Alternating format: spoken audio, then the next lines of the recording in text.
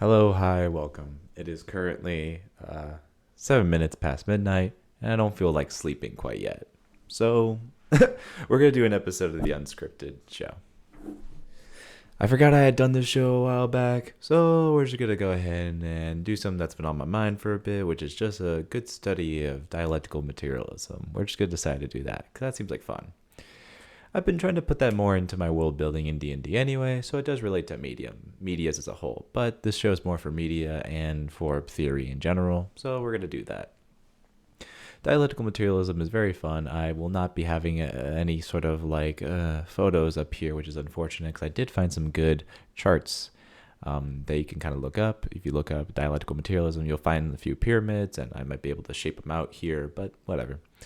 And really, what it is just a sort of its own form of viewing history as a whole, organizing it and categorizing it, if you will, in a way that we can sort of like predict certain behaviors later in the future and so just understand certain situations as a whole in the both past and how we can prevent any of those situations from happening in the future. And what it really does is also go against the method of looking at history at the time, which was through great man theory, which we still kind of see a lot of to this day. And that's sort of like having these characters, you know what I mean? You have your Napoleons, you have your Henry the Great, you have your whatevers, and they're kind of characterized in their own way. But what it does a lot of the times is sort of idolize and sort of make characterize what are really just shitty people, which are really just like one of the the shittiest humans on the fucking planet is what it does. It sort of like idolizes them, and it also sort of takes away from the conditions of more social groups and such as that. So it, it kind of sucks. Dialectical materialism, well, specifically, we're going to go through dialectical materialism and then historical materialism, which I should have covered first. Dialectical materialism is the idea that consciousness affects the material world and the material world affects consciousness. It's a dialogue, you could say, to put it simply. And what historical materialism is just applying this basic philosophy into the history and analyzing it itself. And historical materialism, in contrast to great man theory, what it does is sort of categorize history in these sort of like sections or epochs, as Marx calls them. I probably should have started with that this was a theory made by Karl Marx and Friedrich Engels. If you have any issues with that, get off my channel, because you clearly don't know who I am. And where was I? That's right. It categorizes history in these sort of epochs that have their own sort of like social classes, and they're really just defined by the material conditions, which is specifically like the physical the resources of this time, actual physical material things, and the conditions of that, if that makes sense. That's funny. That's kind of like defining a word just by saying the word again. You're just like, material condition means it's the conditions of the material world. Wow. Thanks, Darren. That makes so much sense.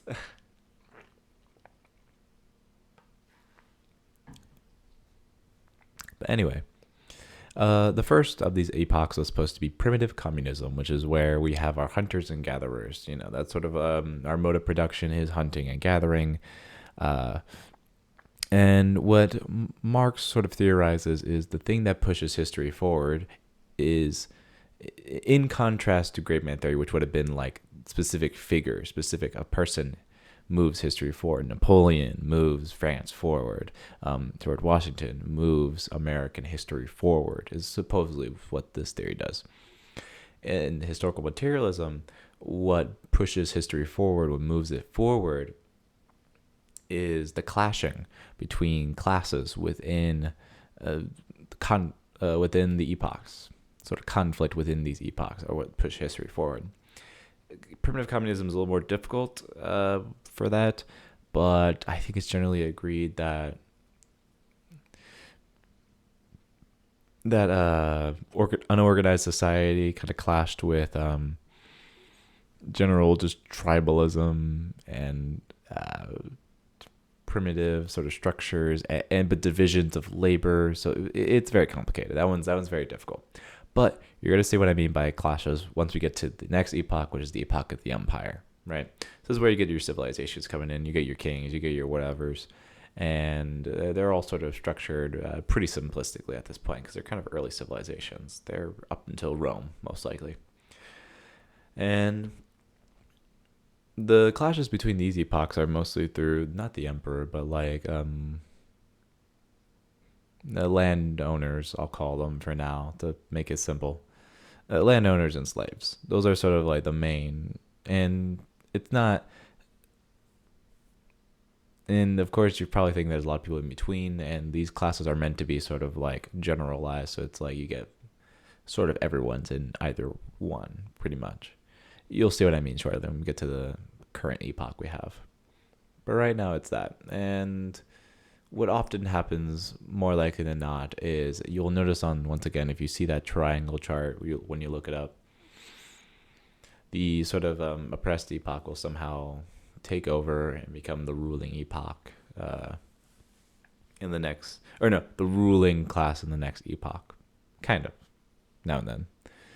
It gets easier to understand once we get to feudalism, which feudalism is its own system. It has its own sort of conditions of the material world. The empire had to, had its own different struggles. It didn't have the same obstacles of maintaining resources and materialist objects as the cavemen of the previous epoch did, but they had their own issues, and these issues are left behind for the most part when we reach the feudalist epoch. And this one is more obvious. It is the feudalist lords, right? It's your nobility, and versus your bourgeois sort of middle classmen, or sometimes peasants, but whatever. And this is where we can see the more obvious sort of stuff. The bourgeois sort of had to have their own revolution for a little bit. This is where you can see the American Revolution, the French Revolution. Their ideals are not necessarily out of like liberty for the people or anything like that necessarily. That's their rhetoric. Don't get me wrong, but their policy was more so just indicated towards male suffrage specifically and land ownership for white men, pretty much. Because they even these like middle classmen, they still found it gated. A lot of their opportunities still found gated, I suppose. So these sort of clashes between the people who wanted a, we'll say, free market for now, versus these feudal lords who had been sort of born into their positions, and the general concept of them being born into their position means they deserve it, God or whatever. These two would clash. And that clashing and that fighting would continue to escalate until we see our Enlightenment period, right? Like I said before, we get our American Revolution, we get our French Revolution, we get all kinds of liberal revolutions that happen, right? And that leads us to our current epoch, the epoch of capitalism, in which we have our bourgeois currently in power, and we have our proletariat, which is pretty much anyone else who isn't, anyone who has to work for a living, is how I usually describe the proletariat. It's not necessarily just poor people. It's just anyone who has to work for a living. Anyone who has to commit to labor. That's pretty much it. The bourgeois are not necessarily just rich people. They are specifically the people that are in control of the means of production, which in Marxist context would be factories, would be warehouses and such. In our more modern context, it's a little more difficult because there's a lot more, I guess, processes involved within companies and such. So they're not just business people, right? They're not just like, the small business owner isn't a bourgeois. They're a proletariat still. They still have to kind of like work to keep their, company up or whatever. Bourgeoisie is more just CEOs of really high ranking, like the Fortune 500 companies, I would say is most likely. Anyone in which they are in such a high position in that they could, anything that they could have as a job, they could hire someone else to do, essentially, right? Like they could hire someone else to come up with the designs for cars. They don't have to invent the car itself, but they'll take the credit for it because they're the owner of Tesla. The owner of the car company, right? So they have the ownership of not only the warehouses but the ways of sort of delivering their products and these shops and these factories and just everything that is every little essential thing that is required into creating the products they're making and actually producing and selling the products they have. So pretty much if they just have ownership of all of that, that's what a bourgeoisie is. Again, for mostly in the current day, it's more in relation to Fortune 500 companies, because small business owners, they're struggling, to keep their business up. That clearly displays something. And the proletariat is just anyone who has to work for a living, anyone who works in the factories. There's a lot to that, and I'm not going to cover in all this video. Read a book. Actually, I can't say that because, Marx is kind of hard to read. I don't blame y'all. It's very difficult stuff. He talks about, one thing I kind of love is the alienation of labor, which is humans are inherently want to do things. They want to do activities. They want to be active. That's just inherent, right? They want to be social and they want to be around people and they want to do things with people. What sort of capitalism does by having the labor be owned by not them and owned by this CEO that's in the distance, it alienates, right? Makes alien to the worker and their work, pretty much. So you ever feel like you're doing a monotonous task that you really just hate? You ever feel like you just kind of have to work for a living and you don't really enjoy doing it? You just kind of have to do it in order to survive? Yeah, exactly. And this is somewhat in relation to historical materialism, just in an understanding of or two more relevant classes. And Marx, sort of thinks that these clashes are going to drive history forward. And if you ask me, I agree. But whatever, that's just his theory. So bourgeois, proletariat, they're going to clash. They're going to butt heads a ton. And that's going to sort of drive our history forward even more and more and more. So you can kind of see it as you look at our current day history. You can kind of notice that. Is that these clashes are what drive our sort of history forward.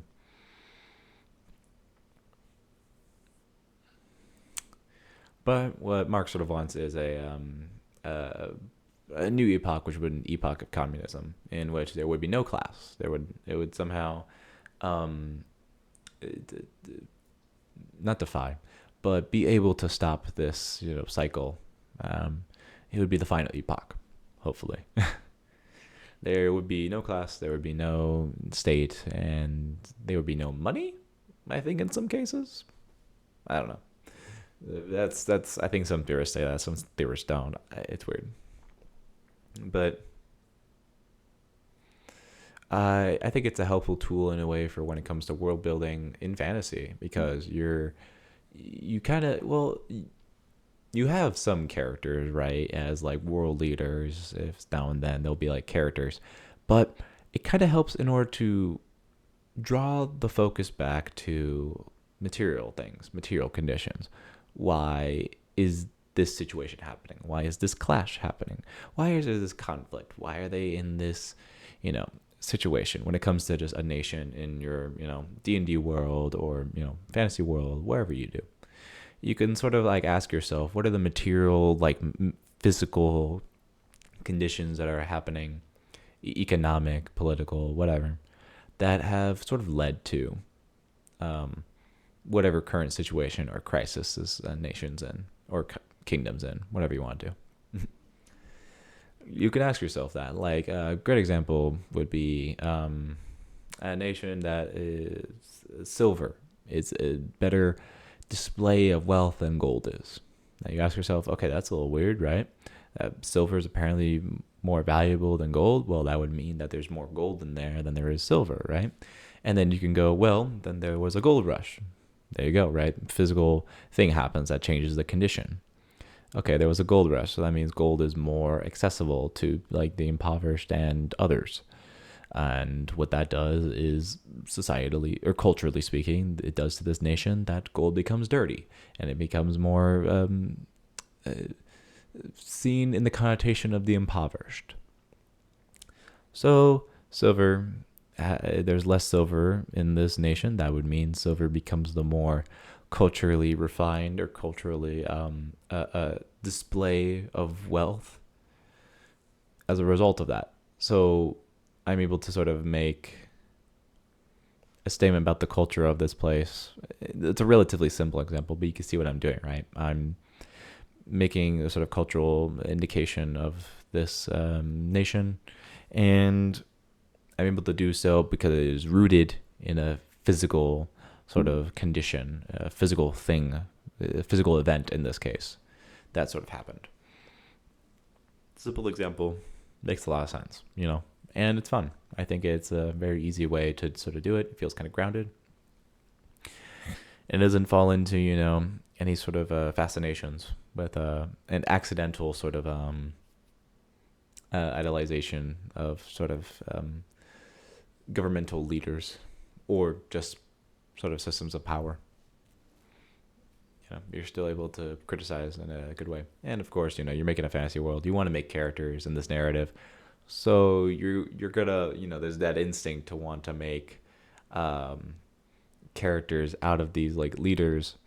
And I don't think there's anything necessarily wrong with that. Like all the leaders we have were, humans. We're kind of, how they're written in our history are like characters, and there's nothing necessarily wrong with that.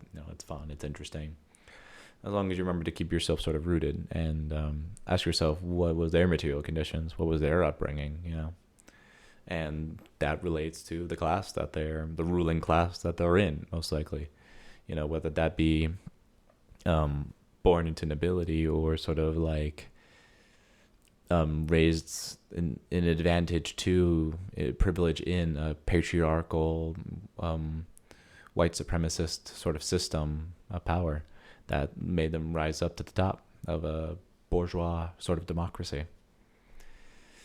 And that's what I mean. Like, you can still have these characters, and you just got to remember sort of like the material conditions at the end. Keep the history grounded in that. So it kind of helps. Whether you want to have your, fantasy world feel a little different or have more depth. You don't necessarily need to be a Marxist to do this at all, I don't think. You could just do that in a way to, keep it in depth and sort of keep it detailed, keep it nice, organized as well. You know where to go whenever you have an issue with the lore. If you ever wanted to make something new, you can always start it with the physical conditions. What's the soil? How much mountains are there? Where are the mountains placed? Okay, does that affect borders between nations? All kinds of stuff like that. You have all kinds of things to your advantage with that. And this is even getting into the economy really yet. So that's that's huge. Anyway, I just wanted to make that video at, oh my God, it's 25 minutes past midnight. I'm currently wearing my Shrek shirt. Look at that. Awesome sauce. And I'm very tired. We'll see if I can hopefully make another one of these videos because they are really fun and, they're just a good sort of way for me to rant about something intellectual that I've been thinking about for a while. That's the end of the video. Hopefully I'll do something else soon. I want to keep a nice schedule about this, but I probably won't. Anyway, peace.